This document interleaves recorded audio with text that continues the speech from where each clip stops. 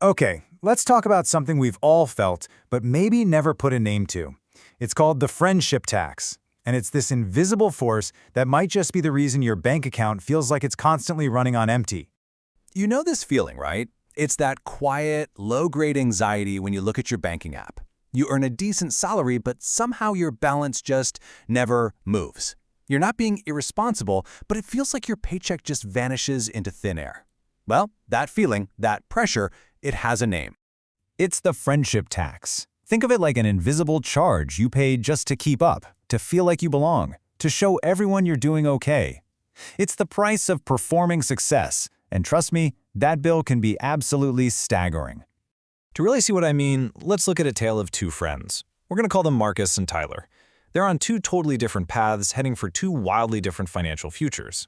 So on paper, Marcus and Tyler are pretty much the same. Both are in their early 30s, both pulling about 85,000 pounds a year. But if you looked at their lives, you'd never know it. Marcus is the guy you see everywhere. He's in the Cancun photos, the ski trips, the fancy dinners. He looks successful. Tyler, on the other hand, he's a little, weird about money. Drives a normal car, skips the big trips. One is busy looking rich, and the other is quietly getting there. So, what's really going on behind Marcus's glamorous lifestyle? Well, while he's out there looking like he has it all figured out, he's actually carrying nearly 9,000 pounds in credit card debt. He's not just spinning his wheels, he is actively going backwards. And Tyler, the friend who seems a bit boring online, yeah, he's sitting on 187,000 pounds in an investment portfolio, with zero debt. The difference between them isn't about their salary, it's all about the hidden cost of looking good for everyone else. So, why do we do this? Why do we, like Marcus, feel this magnetic pull to spend money we don't really have? To understand that, we've got to dive into the psychology of it all, these invisible forces that are constantly at play. First up is something called the spotlight effect. See, our brains are basically hardwired for social survival. We don't want to get kicked out of the tribe. So when a friend shows up with a new luxury watch, our brain screams, "Warning, you're falling behind." And we feel this intense pressure to spend, to pay that friendship tax, just to close the gap and feel like we still belong. But here's the crazy part. There's a huge disconnect. Researchers have found that while we think about half the people in a room notice our new, flashy stuff, the reality is it's less than a quarter of them. We are paying a massive premium for an audience that isn't even watching. And then there's this sneaky one, the Diderot effect. It's like a psychological domino rally. You buy one nice thing, say a new suit for a wedding, and suddenly everything else you own looks kind of shabby next to it. So you buy new shoes, then a new watch to go with the shoes. Before you know it, you're in a full-blown consumption spiral, all because of that one initial purchase. All right, let's step away from the psychology for a second and get into the cold, hard numbers. Because this is where the real consequences of the friendship tax become impossible to ignore. This is the brutal financial math.